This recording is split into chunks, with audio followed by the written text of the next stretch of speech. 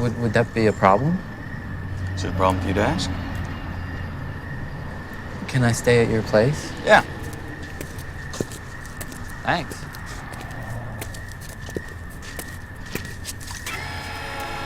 I want you to do me a favor. Yeah, sure. I want you to hit me as hard as you can.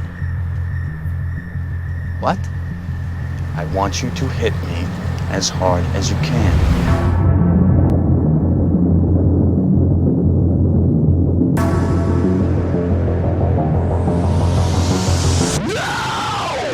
All right, welcome to MovieStrange. How's it going, Drew?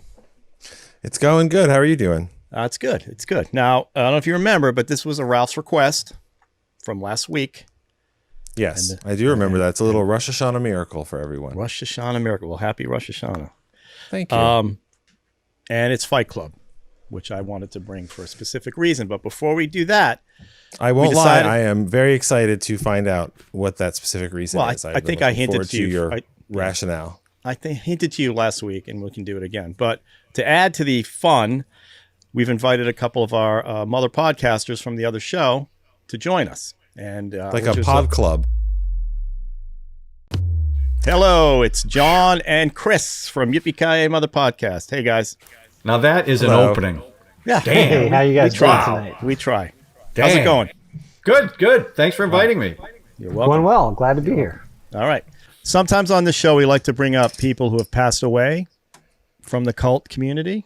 But I would like to shout out to someone who passed away this week. Jean-Paul Belmondo, the star of Breathless, 1960s Breathless, directed by Jean-Luc Godard. Not gender breaking.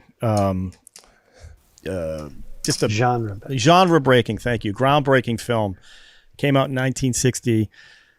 You know, cutting was unusual. Just the way they shot it was unusual. He did a lot of guerrilla filmmaking, and the film is a classic. And he passed away this week, Jean-Paul Belmondo, and I just kind of want to throw that out there. Unfortunately, so did Michael K. Williams. From The Wire. He's only 54. That's a real loss. That's unfortunate. He was an extraordinary actor, a lot of incredible stuff in his career, and also apparently just one of the really nice, good guys. Have they come out and said what happened to him? OD'd. They found drug paraphernalia next to his body in his apartment, but nobody has got more of a story than that. And they did release that publicly, so it's just sad. Yeah, it's just sad. So there you go. Omar will no longer be coming. Rest in peace. Kids need hugs, not drugs. Right. All right, so on to the film. That's been an effective way to prevent drug abuse in the past. That really worked. Sure we definitely get that. This is your brain on drugs. Just say no. No, that's what I've said my whole life. So I can't. What can I tell you? That's good. Well, let's get on to the film. We'll get on today. The first rule of Drug Club is to not talk about drugs. No drugs. Talk about drugs. Jesus. So, I don't know if you guys know how the show works. I think you do. Every once in a while, we have Drew will bring a couple of movies or give me two sets of words, and I pick the movie based on those sets of words. Or it's a Ralph's request, which is a movie that normally it's a cult film that I wouldn't have normally wanted to watch, and I watch it for this show because I want to talk about it and learn about cult films. This one's a little more mainstream, but it's considered a cult. Fight Club. I know you guys know what it is. Came out in 1999. And as I was telling Drew earlier, part of my reason for wanting to do this movie is I watched that documentary on HBO Max called Woodstock 1999. And what came out of that documentary was how angry all these white guys were. These white, I think they're Gen Xers, maybe. Is that the generation, Gen X? Yeah. Woodstock 99 would be full of Gen X dudes. Okay, so that got me to thinking this movie is about Gen X dudes. Fight Club is, a bunch of guys fed up with their life and their slot in life, and they create mayhem, literally mayhem, based on a Chuck. Drew, help me with this guy's name. Palahniuk. Let's go with Palahniuk. Palahniuk. Okay. Obviously directed by the legend David Fincher, starring Brad Pitt, Ed Norton, Helen Bonham Carter. They're the three main leads. Helena Bonham Carter. Thank you. I'm here for you guys. Drew's our name. Checker. What did you call Viggo Mortensen in our last show? Like VJ Morkentard or something? I don't know. That was Sean. Sean butchered it on a new one. It was not me. Almost like he was trying to do it. Okay. It's remarkable. Look, I think most people know the plot of this film. I'm not saying they understand the plot of the film. I really didn't. I've watched a lot of YouTube videos to help me understand what the hell was going on. You did your research, as you say. Yes, I did. So now we're going to spoil this. Obviously, it came out in '99, so we're going to spoil the big. Now, what I've come to find out is Rosie O'Donnell spoiled this movie the week it came out. She got on a TV show, was so pissed off about the film, she gave away the fact that the two guys are the same guy and ruined. I don't know why. Does anybody know why she? I mean, I know why she did it. She was upset about it, but because it was so misogynistic. Yeah, well, she was very upset about the movie. Yeah. So we know how it's could about it be this, misogynistic? There's barely any broads in it. A lot of boobs, though. We got man boobs, or what do you go, bitch? Yeah, bitch tits. Meatloaf O'Day. A lot of Jared Leto's in this one. Colt, again, help me out, Drew. Colt who? What's his last name? Holt McElhenney. Holt.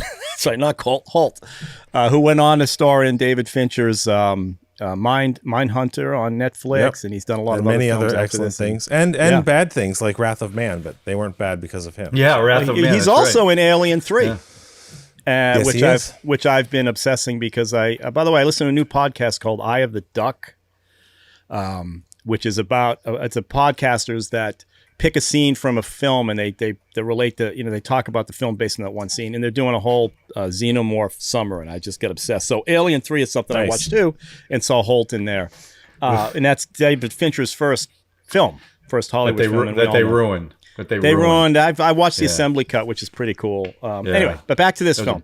So we all know it's Ed Norton plays this. I think he's called the narrator in the film. I don't even know if we get his real name until the end. Well, they say it's Jack. Well, he's using Jack. Yeah, I know. But in the credits, it was the narrator. Right. So he's a guy who's working in a mid-level insurance company, or he works for a car company who goes after insurance stuff. And he's he's depressed, and he's sad. He's an insomniac. He's an insomniac. There's a great scene at the beginning with his IKEA furniture, and he's totally into consumerism. And it's how he devolves into this, how he creates an alternative personality, this Tyler Durden, played by Brad Pitt. Now, as a viewer, we don't know this in the film until towards the end when the reveal happens. But anyway, listen, I'll forget. Jump in. Drew, anybody want to say something about the film before we get rolling into this conversation? We've got 4 of us, so we're all going to have something to say. So, do you want to show the trailer first? Give people a taste of that 1999 atmosphere. I want you to hit me as hard as you can. Why? How much can you know about yourself? You've never been in a fight. Wait, let me start earlier. Like many of you, I was stuck. You want me to deprioritize my current reports until you advise of a status upgrade? Make these your primary action items. I couldn't sleep. No, you can't die from insomnia. I'd flip through catalogs and wonder, what kind of dining set defines me as a person? This is your life, and it's ending 1 minute at a time. I prayed for a different life. Soap. I make and I sell soap. And this is how I met Tyler Durden. Come on, hit me before I lose my nerve. Ow! It hit me in the ear! It was on the tip of everyone's tongue. Can I be next? We just gave it a name. Gentlemen, welcome to Fight Club. The first rule of Fight Club is... Wow, nice. You do not talk about Fight Club. Is that your blood? Some of it, yeah. After Fight Club, we all started seeing things differently. You're gonna have to keep me up all night. And she ruined everything. You're not into her, are you? No, God, not at all. We've all been raised on television to believe that one day we'd all be millionaires and movie gods and rock stars, but we won't. He had a plan. To what purpose? In Tyler we trusted. I gotta take Fight Club up a notch. Each one of you has a homework assignment. You're gonna start a fight with a total stranger. That's not necessary. You're gonna lose. That hurt. All right, by the way, first rule of MovieStrange, you tell everybody about MovieStrange. Yes, they should like and subscribe. Yep. That's right. So let's get that out of the way. Okay. Okay. Anyway, there you go. There's a trailer. Now, Drew, you read the book, right? I did. I read the book sometime between when it was only 10,000 copies were published and then when the movie came out. I remember I have it somewhere. It's a copy that isn't the movie tie-in edition. So somewhere it got some real level of publication before it became a, soon to be a major motion picture movie. So I knew the twist. That was a big part of the movie experience that I knew that was going to happen. I didn't know how it was going to work in the movie or anything, but I had read the book, and actually when the movie came out, I was working on a TV show at ABC, and one of the actors on the TV show actually turned out to be Chuck Palahniuk's literary agent. So he gave my boss Survivor, The Galleys of Survivor, which was the next book, which I read because my boss was entirely too busy to actually read material. And I read it and I was like, this is a much bigger story and it would be a big, crazy movie, but they'll never make it because it was even crazier and zanier about a guy surviving a cult. But, the book and the movie are surprisingly different in some ways. But I think the whole thing with this movie is that we've had more than 20 years now for people to miss the point of what the movie was actually trying to say. So that's why I was really curious as to what you wanted to bring it on the show for, because it is a kind of a cult movie. It did not do very well at the box office. Then when the age of DVDs, it was one of the best DVDs ever, the best supplements, the best audio, video, everything, and then it sold literal millions and millions of copies. And then I guess after my time in college, it became the everybody's college dorm had the Fight Club poster and stuff like that. So it's definitely become a big cultural phenomenon. But I think it's interesting that I also watched Woodstock '99, and I thought that it reminded me of many things that have reminded me of this movie over the past years that aren't what the actual movie is about. So right. Well, the consumerism end of it is like, that was brought up in the Woodstock thing as well, is that people expect, there was expectations of, what they should get and not. And this one is all about, well, one of the underlying themes is consumerism, obviously blowing up the credit card companies is, pretty in your face. But Chris, had you read it as well? The book? Yeah. Like Drew, I got the book I probably read the book sometime in 97 or 98. I had a buddy that used to work at a Barnes and Noble, and he told me about it, and he was like, you really should check this out. So yeah. And the book is very different. And I think I've said this before, at least in conversation, but it is one of the few really, really good books, I think, that are good books, that have made an even better film. A lot of times it's not unusual to take a mediocre book and make a great film out of it. And sometimes often you get great books that are turned into mediocre or even bad films. But yeah, like there's a lot of little things in the book that I think that the movie just kind of cleans up and makes it a little bit more streamlined. Like one of the big differences is in the end of the book, what they're trying to blow up is the Natural History Museum or something like that. It's like a museum they're trying to blow up as like a symbol of wiping out the past. And I'm just like, nobody goes to museums. I love museums, but no, museums aren't really a huge draw anymore anyway. So I wasn't sure how that was going to bring about some change in society, but it was more of a symbol kind of. Well, and they didn't succeed in the book, right? In the book, right. They failed. Right. Yeah. They failed. Mm-hmm. He failed. Yeah. Yeah. The bombs don't go off. Yeah. Right. Right. I don't know. John, and you, I don't know if you've read it or not. I didn't read it. Okay. In fact, I realized after watching it that I'd never seen the entire movie. I've only seen scenes from it because I know I've never seen this before. A lot of it. It was, but I knew the twist, right? Right. I knew that. So I was looking for things during the movie to see if they gave it away, and they actually did quite a bit of it. Mm-hmm. To let you know they were the same person. But if you're not looking for it, like if I saw this for the first time in 1999, I would never have looked for that stuff. No, but I was they also, some of it's a little bit like the fighting himself and the scene they do at the end where they're showing the security cameras showing what's going down in the basement. Yeah, and he's getting dragged. Right. Who's dragging him? It's a little bit. Now, the stuff he's doing to give you the hints, like the little flash frames or a character will relate to. Like there's a guy on a bus that passes the two of them when they're on the bus, and he passes Brad Pitt but says "excuse me" to Ed Norton, right? So it's little sudden when they're hitting the cars. When Brad Pitt hits a car, the alarm doesn't go off. When Ed Norton hits a car, an alarm goes off. little things like that Fincher was doing to kind of. Yeah, but there was like that one commercial they showed for the hotel. Everyone in the white jackets. Brad Pitt is over in the bottom right. Right. Yeah. So that was one hint. Then in the airport, when he's on the walkway, he's leaning against the walkway. Brad Pitt's coming the other way before they've ever introduced him. So they're already doing that. But my problem with it was some of the stuff I got, like The Sixth Sense, they did a good job of that, right? Everyone looked like they were talking to Bruce Willis, but they really weren't. They did a lot of that. The thing I didn't like was when he's being dragged across the concrete, like by a ghost like what you're talking about in the video camera. That's what I mean. That didn't make, and in the car, they got in the car with the two guys in the back where Tyler was driving and Edward Norton was on the passenger side. But when they crashed, Tyler pulls him out of the driver's side. So they did a little switcheroo on that, right? So I'm like, well, so he's having this conversation with himself and the two guys are ignoring it because that's part of the orders that Edward Norton gave him. The other thing I was shocked at, that after seeing the movie, Edward Norton is in every friggin' scene in this movie with little exception, and he's number 2 on the credits. Brad Pitt's the first one. Edward Norton. Brad Pitt made $17 million. He'd made $2 million.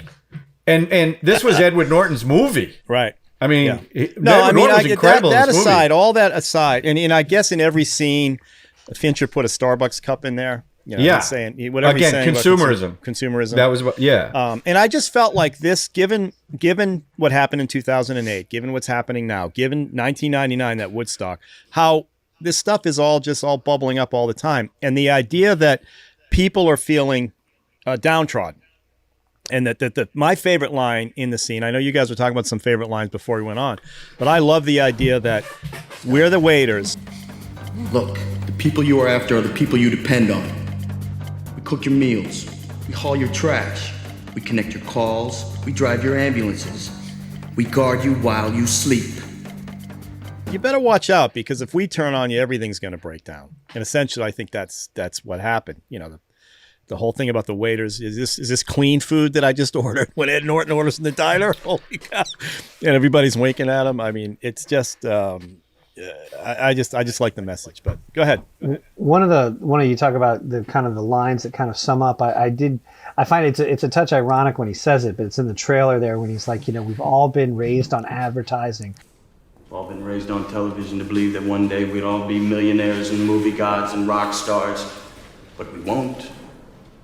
We're slowly learning that fact. Of course, that is literally being said by a movie god, Brad Pitt. Right. And he looks at a rock star when he says it. Jared Leto's Yeah, exactly. Out. So yeah. So, but at the same time, it's like it's that idea, and this is something they didn't really get into. They got into it a little bit in the movie, but it plays a larger role in the book. This whole idea of being, absentee fathers and stuff. I mean, they talk about it a little bit. The guy who talks about his dad, he's like, my father would do this every 5 or 6 years. And he's like, he's setting up franchises. So there's this whole idea of, there's this whole generation of men out there that didn't have like a father figure. Being raised by their mothers. That was the line. Yeah. And so being raised by their mothers. Exactly. And so there's this element of like these guys that don't understand maybe their own masculinity.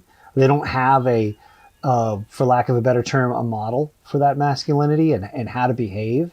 And it's funny because my friend who told me about this book hit him very hard, and his father, while around, was not, he didn't live with his dad, and things like that. So there was definitely some elements there. But for me, really what resonated both with the book and the film is just this whole, the idea that, you're, like he says, he's like, you're not how much money you have in the bank. You're not your job. You're not your effing khakis. You know what I mean? And that's probably the line from this film that comes back to me more than anything, because at sometimes, he talks about it. He's like, advertising has us working jobs we hate to buy shit we don't need. Do you know what I mean? And sometimes when you're in that job, and I was working retail, right, when this movie came out. So, you get that feeling, there's that anger, that feeling like, somewhere along the way, something went off the rails. I think And so like there's that whole line. He also talks about, he's like, I've seen the best minds of my generation wasted pumping gas. And then I like the fact that he does make the line about, slaves with white collars and things like that. So it's like, it's that whole idea that, just because you may be making a lot of money doesn't necessarily mean you're any happier or you're any more fulfilled. Well, he even said it when he was talking about his condo. He said, everything in that condo defined who I am. Yeah. Mm-hmm. I mean, right? Stuff. That's why they do that whole scene with he's looking through the IKEA catalog, whatever the catalog was. Yeah. Drew, go ahead. Say, you jump in. Say something. Well, I mean, I think that the problem is that the movie is not the book. The book and the movie are different in the way that they show what they think masculinity is or could be. And I think the problem that people have watching the movie, especially younger people that encountered it, I guess on DVD or encountered it when they were significantly younger than any of us, and they were in college when they watched the movie on video, that sort of thing. They miss that the first part of the movie is I want to feel something, so I'll get together with like-minded people and we'll punch each other in the face. Which I mean, there's a plausibility there.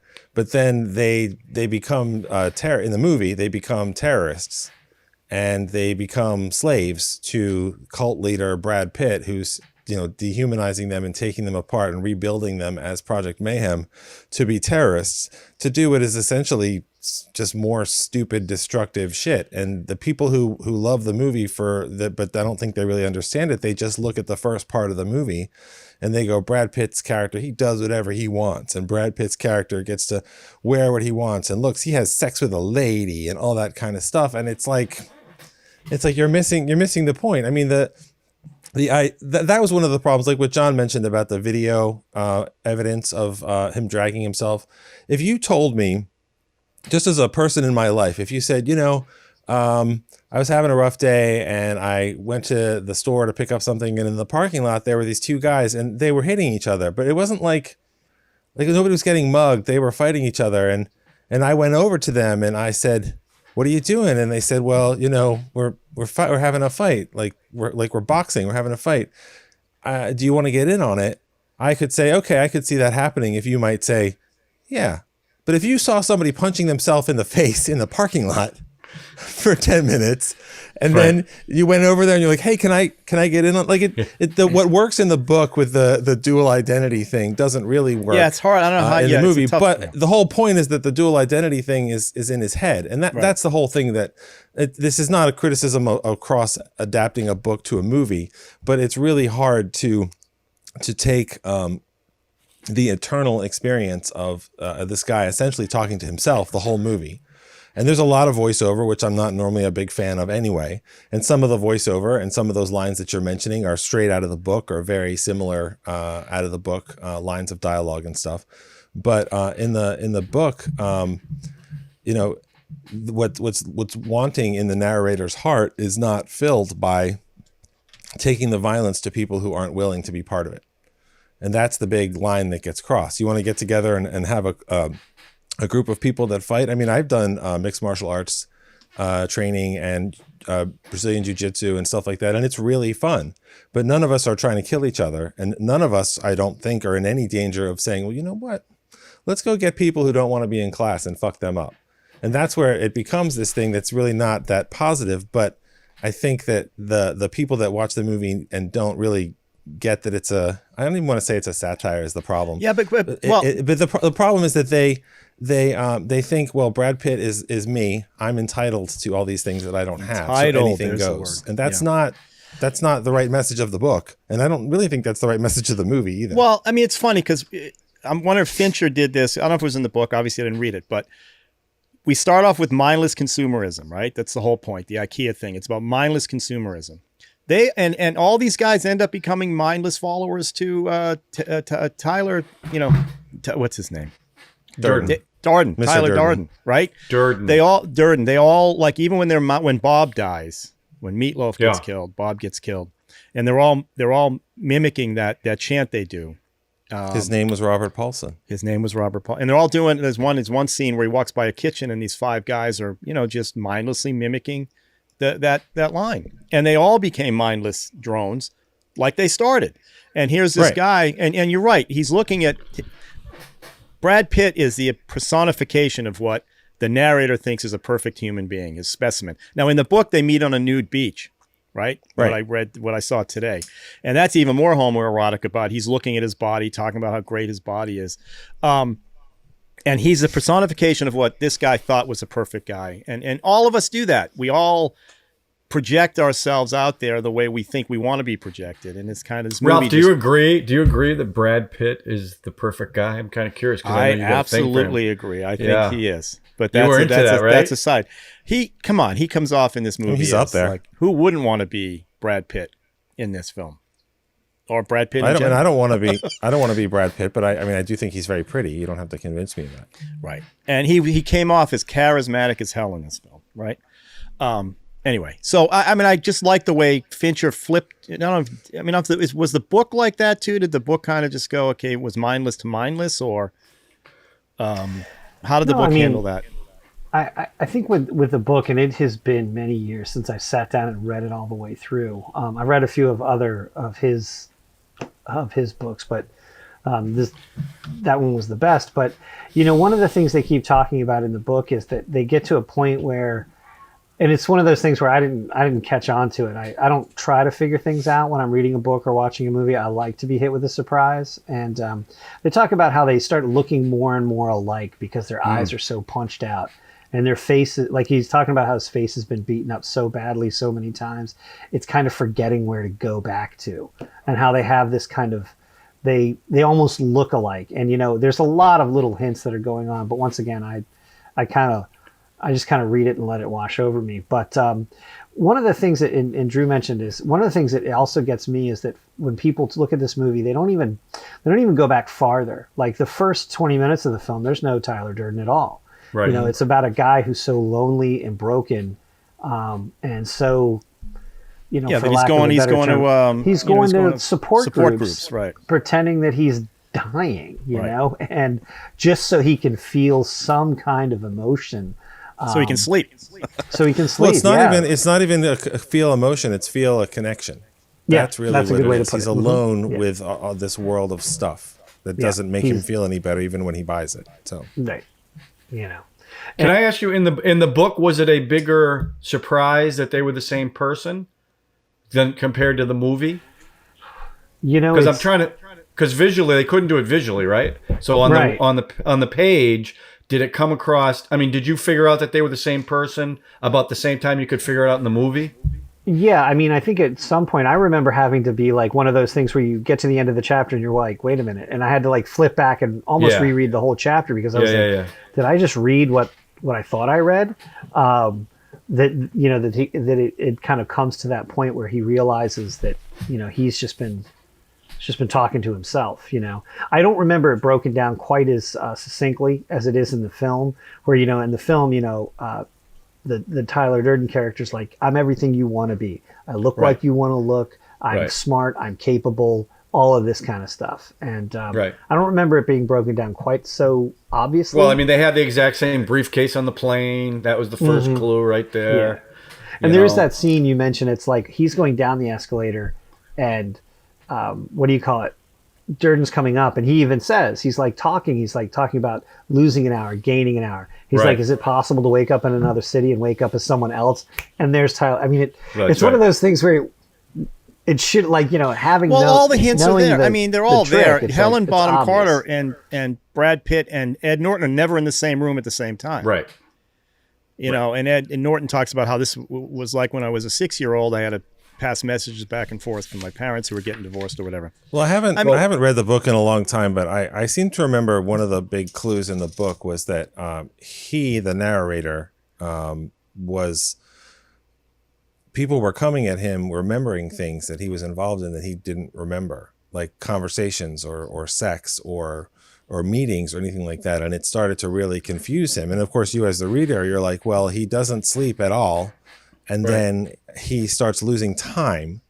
Well, if he's not sleeping, but he's losing time, whatever this relationship is that he has with this Tyler Durden character, it doesn't It's not a moment where it's revealed like in the movie. Obviously, there are clues that you see better when you go back. I mean, once you watch The Sixth Sense, I was totally blown away by the twist. But when you go back, you see how it's all there. Right.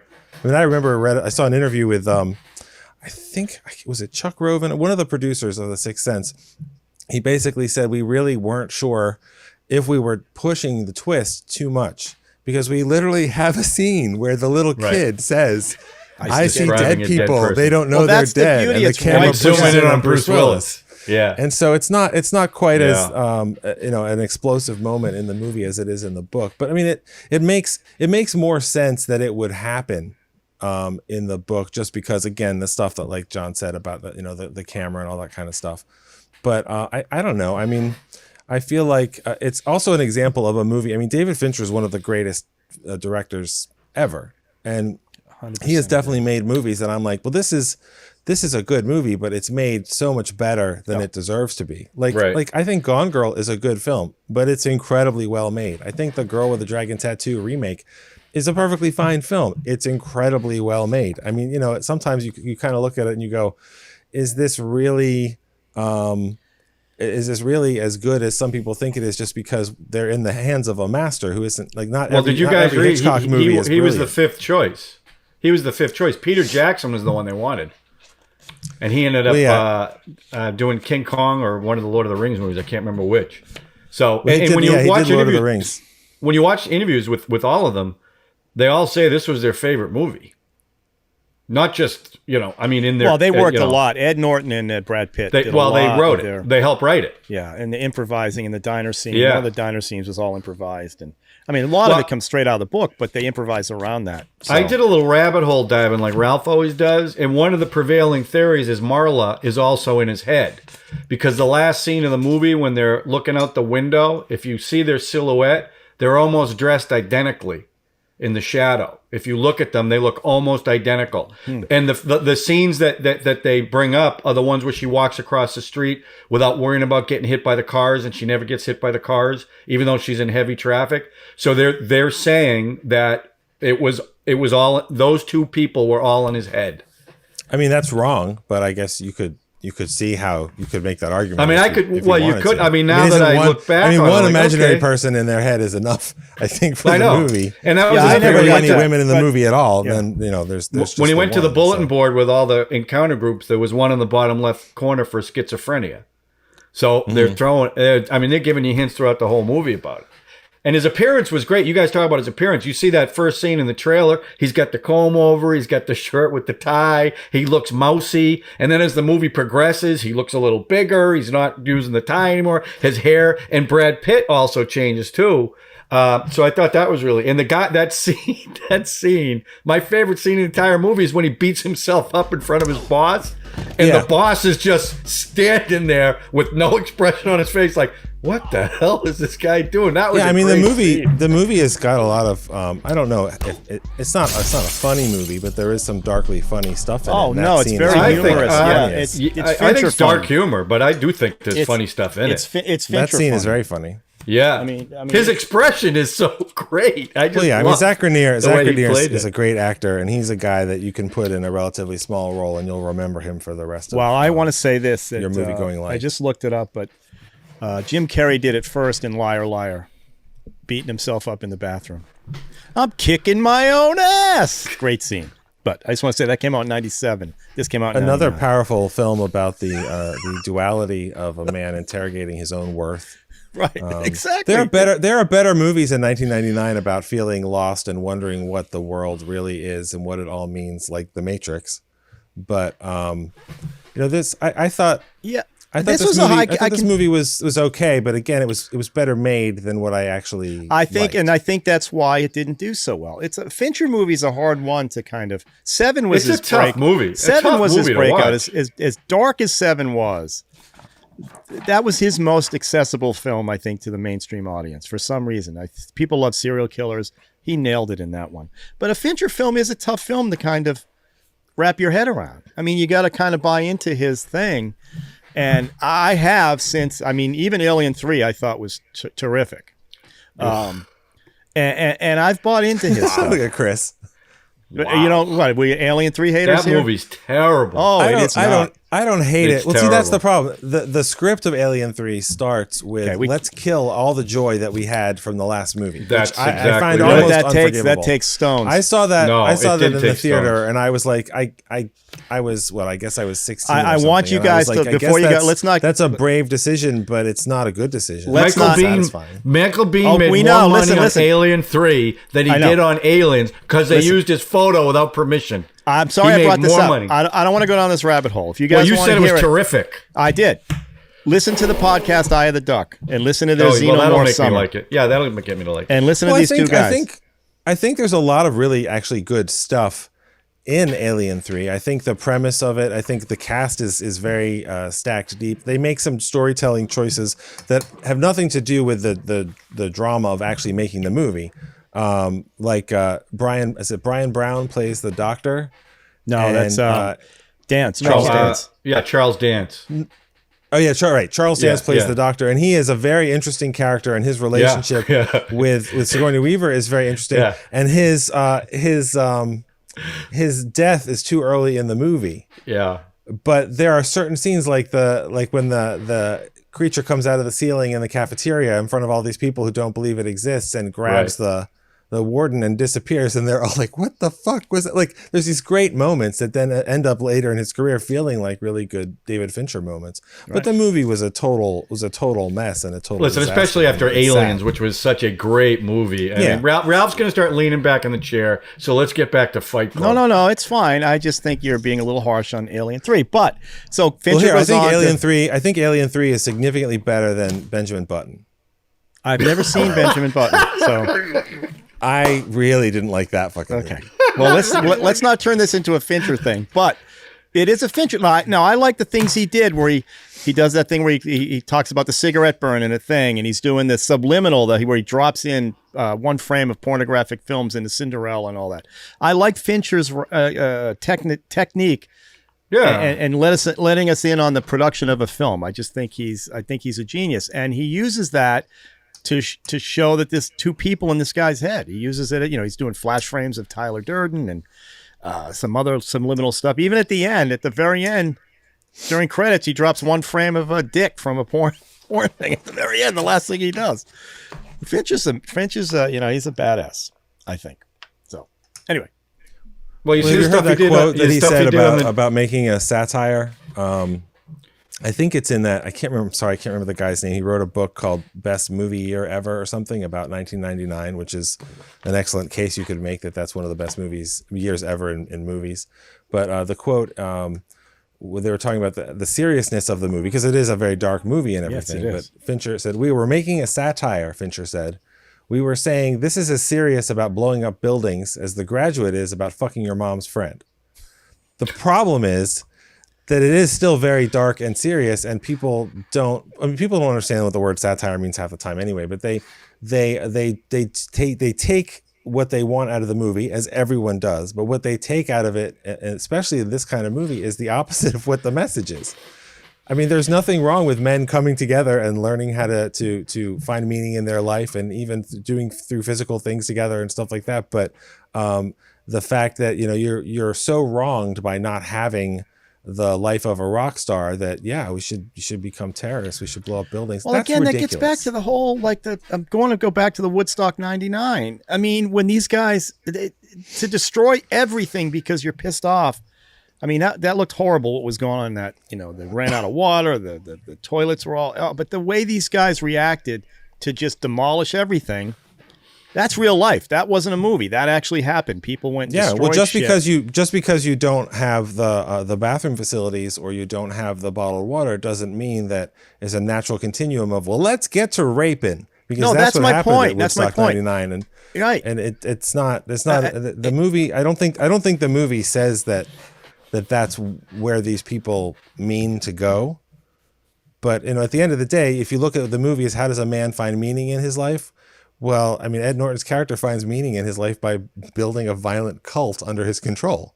And so he has an organization of completely loyal slaves who in the book and in the movie are still there. Like at the end of the book, he's talking to God, who may or may not be God, or may just be the psychiatrist at the institution that he finds himself in.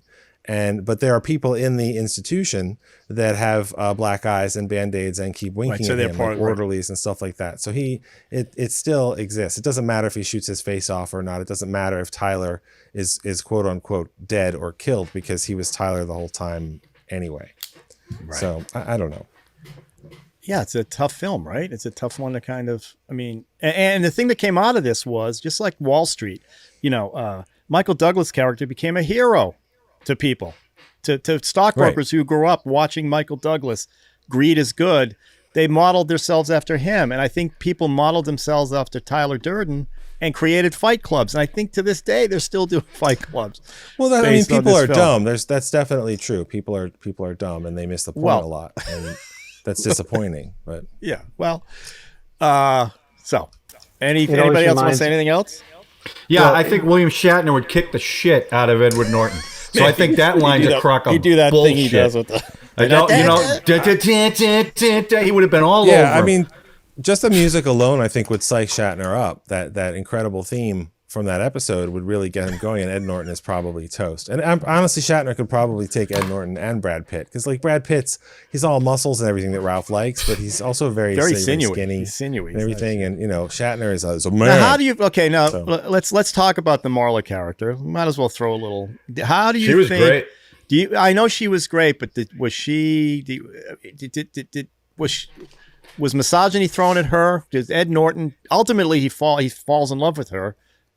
There were two sides to him, right? I think one, she even said it. She said one time you're a jerk, boyfriend. One time you're sensitive. Yeah, so I think it played both to show both sides of him. Yeah. So, but she was a strong independent character. It wasn't like she was a doormat. I mean, she's the one that ended up leaving him.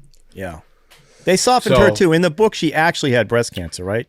In the book, she actually was sick. Yes. Yeah. Unlike this one. She has a history of it, which is how she ended up going to those groups in the first place. And there's that scene where she says, I want you to check me for a lump. Yeah. And he actually finds a lump, which then it turns out is actually another lump because she's already been down that road. So. Right. But this one, she wasn't sick. She was just doing tourists. She was a tourist at the these right, like him. Places. Yeah, like him. Ed Norton. There's also a nice little kind of funny thing in the book where she's constantly saying things like, I used to date this guy who had this problem. And at one point, the main character is like, am I just going to be some guy you talk about? Oh, I used to date this guy that had a split personality, or something like that. So she definitely, I really liked the Marla Singer character in the sense that she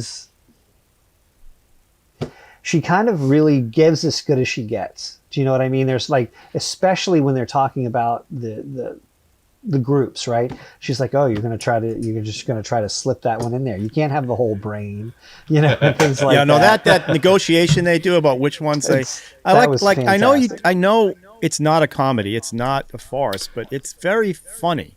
Yeah. They call it a dark comedy. I mean, Edward Norton described it that way. I guess you would. But because there are definitely funny things in it. I mean, there is. Yeah. For me though, it's like I said, and like I mentioned before, I'm lucky in the sense that my father is a great role model for me as a person, and maybe almost too high up on the peak. You're never going to live up to that guy, but and I'm sure most men probably feel that way about their dads, unless they were completely no good at being a father. That being said, so for me, like all of the stuff that I got out of the book, and I never felt the need to get punched in the face for fun or obviously blow anything up. Yeah. But there's been plenty of times where in life, like I said, when I was working at terrible jobs and things like that, or even at jobs that paid me much better, sometimes you just kind of feel that emptiness, and I think this movie tries to speak to that on a certain level. It tries to say, now in this film, the characters kind of go in the wrong direction. Like you said, what was it? Is it, I forget which German philosopher has the whole will to power thing, but that's what this guy Nietzsche? is. Like, is it him? Kierkegaard, one of those guys? Anyway, it's like his will to power is to create this thing so he can feel complete, and that has and it's hopefully we hope that by the end of the film he kind of is at a point where he's like, you met me at a very strange time in my life, and where he can be his own person and have something of a relationship with another individual, as opposed to some kind of weird messianic cult thing that he had going on, even though that was totally on a subconscious level, as opposed to something that he was not actively working toward that, other than just to work out some sense of aggression that he had. Yeah, our favorite critic, Roger Ebert, loved the first half of the film, hated where the film ended up.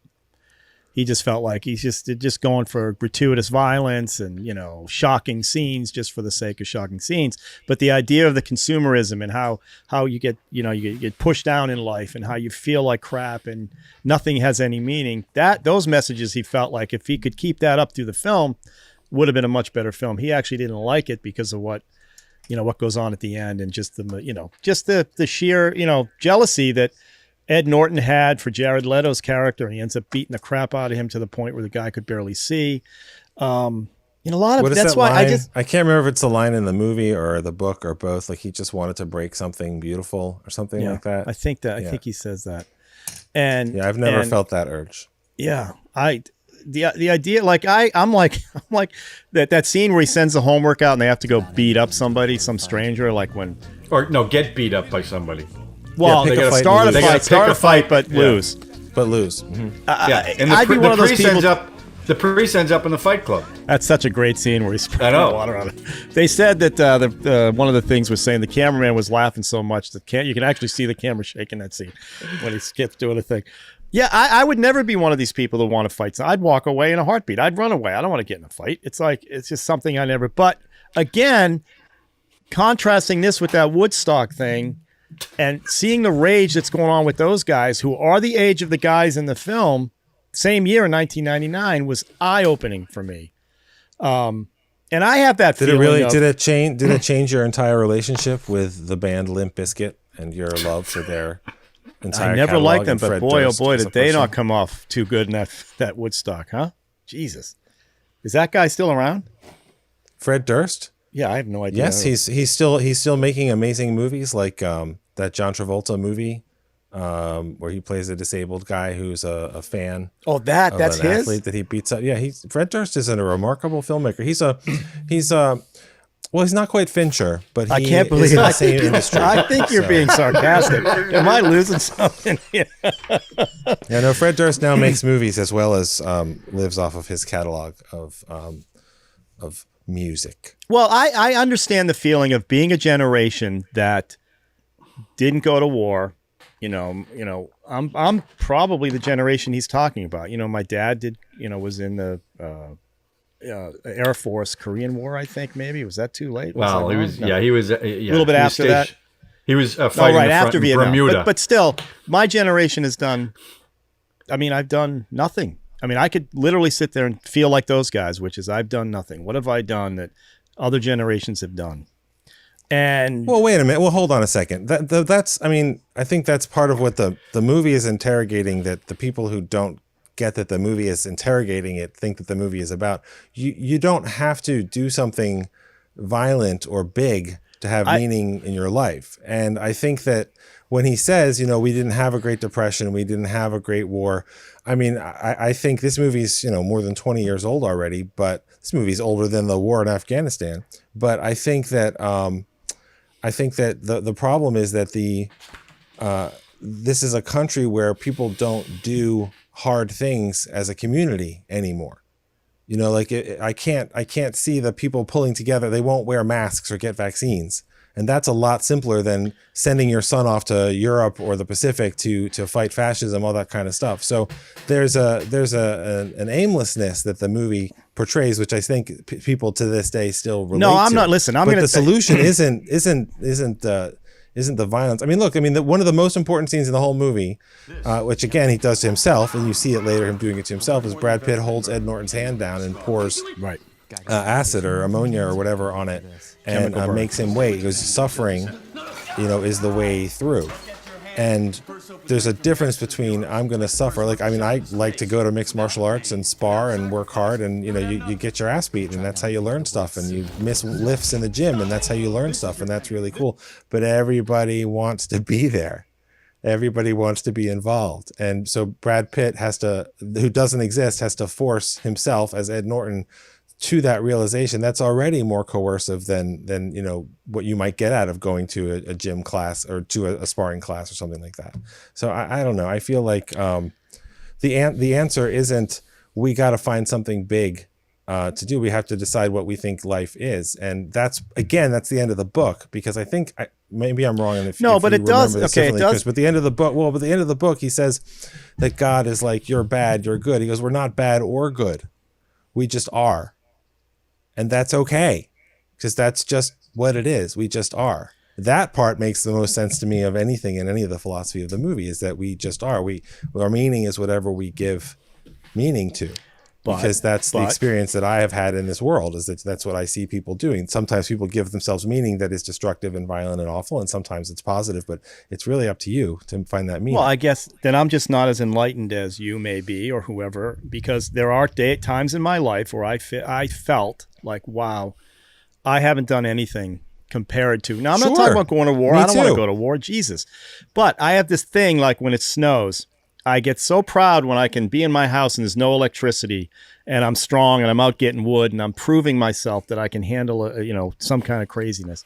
But there are times, it is, advertising does make you feel like you're missing out. Change a flat tire. What do you think? What do you think Facebook? What do you think Instagram? All that shit that you look at, you're watching people's perfect lives, and you sit there and go, why can't I, but I'm not susceptible. So I don't let it, like the guys in this film became susceptible, they became a cult, a terrorist cult.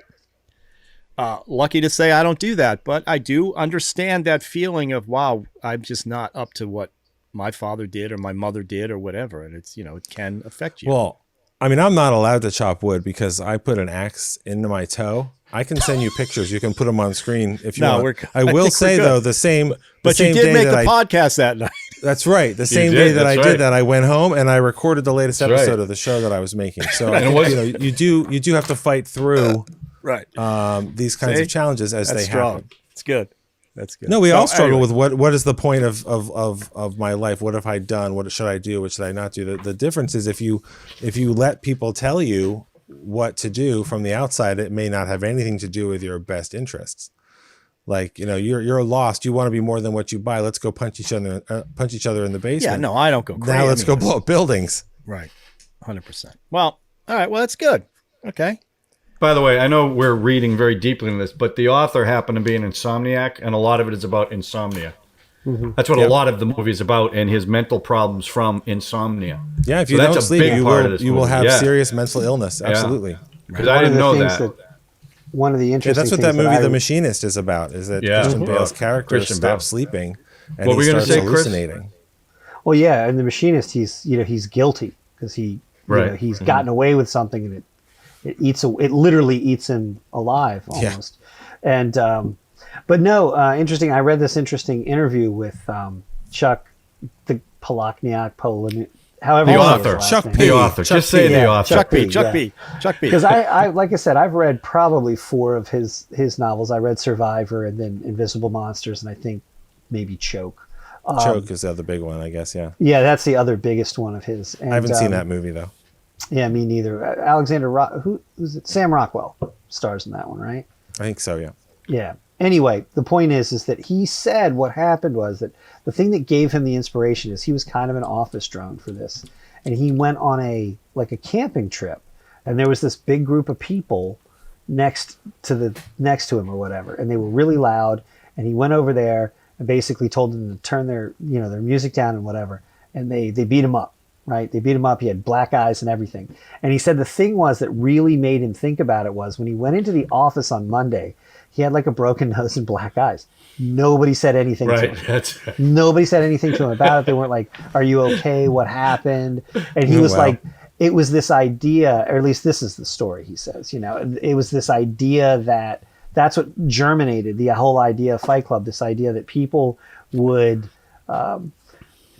shy away from violence to the point of like not even asking somebody about. Well, I thought the point there was that people just don't want to really know what's going on in their life. It's not Well, I about think the it's- violence. They don't see the. They just don't want to get close enough to ask you the question because you might give them an answer and then they have to relate to you and try to talk. You know. I mean, that's part of it. yeah. Yeah. But he also was like I said, a lot of the book it has a lot to do with corporate drone culture and stuff like that. There's a lot of, and as a person who spent many years and still is to some extent in corporate drone culture, lots of this book still resonate with me, and it's. But at the same time, I've also found it to be very, and the movie as well, to be somewhat empowering in a weird way. Now, don't get me wrong, I'm not going out and blowing stuff up, but like in the sense where, sometimes you deal with somebody who's far, far more successful from a business standpoint or a financial standpoint for you. But like in the back of my mind, it's like, I know I'm every bit their equal. Do you know what I mean? Even though, they've spent their life, building a company and making millions of dollars. Projecting, But you're projecting your better self to get you through that situation. I mean, that's what this film's all about. You're glamorized version of yourself, or what you hope you. Yeah, but I mean, not a glamorized version of myself. Just that I know that the trappings that they have worked so hard to be good at it, and they deserve everything. Many of them have been extremely hard workers. I don't feel that somehow or another that makes them a better person, especially in a business industry where success is often judged simply by the numbers in your bank account. Do you know what I mean? A person who is a billionaire is far more successful than a person who is merely a millionaire, And it's funny, you were talking about before, we were talking about other movies where people start, they quote other movies but in their real life. It's like, I've heard plenty of guys quote the Alec Baldwin sequence from Glengarry Glen Ross. Classic, Sure. right. Yeah. But without irony. Like that is truly who they want. They want to be him. That's what I mean, right? That whole that's thing a about boiler room. They're all watching Wall Street and right, exactly. With a Lamborghini out front, and they're saying it like you're not supposed to think that Gordon Gekko is a good guy. He's very smart and successful, but you're not supposed to take that as a mantra to be like it's not, him. And people just don't they don't get it. Yeah, well, I'm sure this film is quoted all the time. I mean, there's a couple of sure. lines in there that are, forget the first rule of Fight Club, but there's other stuff in there that I've heard. Which, by the way, nobody follows the rule, or there wouldn't be any growth to Fight Club. So I don't even know why they pretend that they follow rules when their whole point is that they break them. They broke a lot of rules in this film. So, talk about breaking rules. Got 4 people on the show. This is good. All right, so the next, we don't. Anybody else want to say anything else before we move on? Well, to the next? do we want to? I know we're only going to talk about this, but do we want to maybe? Do we want to stay together right now? We'll all watch watch party the Benjamin Button for 3 hours, and then we can talk about that as well. I'd rather watch Meet Joe Black. Movie. That would be much better. How about we do an Alien 3 watch party? Is. I can't sit through that movie. Do Alien 3? We'll do the assembly cut though, not that. The I'd theatrical. watch. I would watch that. Well, I would watch the the the assembly cut. I'd watch that. That's the one with the ox alien. That's right. Not the ox dog alien. Yeah, right. Yeah, I've the seen ox that one too. Comes out of the ox. A couple other scenes in there that weren't in the theatrical. You got to give a shout out to As a matter of fact, the music was by the Dust Brothers. The music was excellent in this movie. I love that music. Yeah, little shout out for them. And subscribe, of Alien Dust Brothers. What's that? I just said subscribe, Dust Brothers. Oh That's yeah, all. they'll Just be on. trying. They'll be on. Yeah, whatever, Ralph. You don't know. This is huge. All right. So good job, Fight Club, 1999. Everybody should watch it again, and then watch Woodstock '99. You really get a good, nice weekend going. Get yourself all pissed off. It's awesome. Thanks for having us on, Ralph. Yeah, Chris and John. The next part of the show. Why don't you stay on for this? This is where I get the 8 words from Drew. Now, sometimes he's been doing this a little bit, where he gives me the same movie but 2 sets of words, and I'm gonna pick that up. Uncle Al did it once, and I did it once. I don't do it. It's only once. Now it's time for 2 movies, 4 words. Snuff film unreleased legend. Punch cars, break bars. I'm gonna go with the snuff film. Oh, you have picked an excellent film. What's the film, Drew? You have picked Johnny Depp's unreleased directorial debut. Drew is holding up The Brave.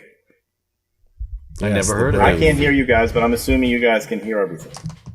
Okay, Yes, it's a film that I saw at the Cannes Film Festival in 1997, and it was let's say not well received, and that's because it's not good in such specific, spectacular ways that it never saw a theatrical release or anything. Johnny Depp really, he doesn't want you to see it, but I got a Blu-ray of it, a release from Germany, so it is out there, and it stars Johnny Depp and introduces a young actor named Marlon Brando and some other familiar faces. And it's a completely ridiculous movie that I think you will enjoy and is right on brand for MovieStrange. That's for sure. Okay, throw that up again. I didn't, because I was having a little audio issue here. Throw the film up again. The Brave. It's called The Brave. All right. Now this copy says, "Ein Film von Johnny Depp," but it's in English. It's in English. That gives it a little more gravitas. I like that. I will have to check that one out, and we'll do a little report on that later. So, gentlemen, thank you for joining the MovieStrange Club. Thank you. Hope you enjoyed. Hope you enjoyed. We did.